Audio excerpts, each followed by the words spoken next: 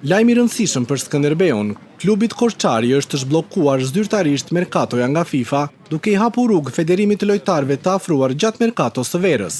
Në prag të sfidës me Dinamon, kjo është një mundësi e artë për trajnerin Julian Ahmataj, I cili tashmë mund të ketë në dispozicion edhe përforcimet e fundit të skuadrës. Bëhet fjalë për disa emra të rëndësishëm, të cilët pritet t'i japin më shumë alternativa formacionit Korçar. Ndërkohë sfida me Dinamon do të luhet të hënën në orën 21, por jo në Korç. Tapeti I stadiumit Skënderbeu nuk është ende gati, ndaj ndeshja do të zhvillohet në Elbasan Arena.